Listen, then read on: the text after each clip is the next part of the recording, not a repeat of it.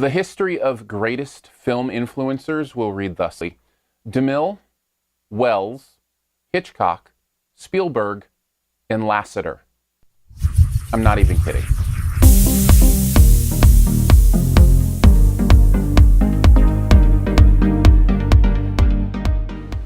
It's time to put my stone on the mountain. Okay. Well, then head on back.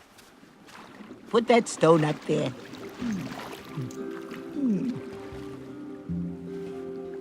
Why aren't you trying to talk me out of it? You said that's what you wanted. It is.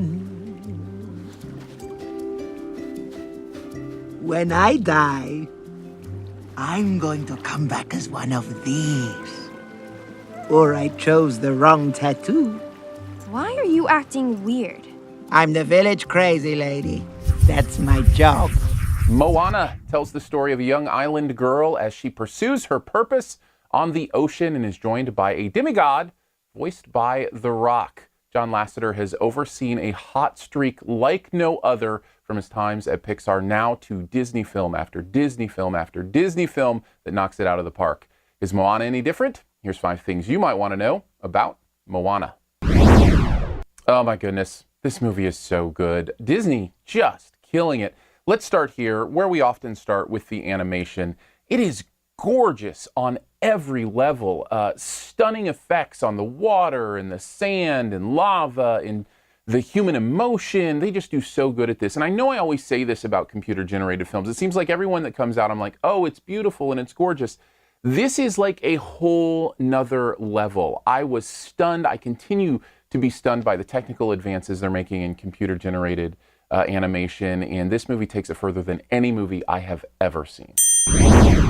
Another thing this movie nails, the music. It's gorgeous. Now, I guess that's not a surprise when you put Lin-Manuel in charge of it, the guy who did the Broadway hit Hamilton. You know you're going to get something unique and interesting. It's distinct, yet singable. It's melodic, yet rhythmic. Feels perfect kind of for this island adventure. He did a great job with this. Although, knowing what happened with Frozen and the songs from that, maybe I should let you know in 2 years if I'm sick of it, because people continue to sing it. But until then, I really loved it. But you know what it is? It's the story. I say this again and again and again. The reason these movies work so well is because they're telling great stories with beautiful themes and wonderful messages. And I'm going to make 2 points on this. The first has to do with the idea of purpose in this story. It's this beautiful exploration of what it means to find what you were meant to do and to pursue it. It touches beautifully on the idea of celebrity purpose, and if that should be a thing, to be famous, to be adored, those kind of things. The themes are poignant and beautiful and consistent, and that affects the story in a beautiful way.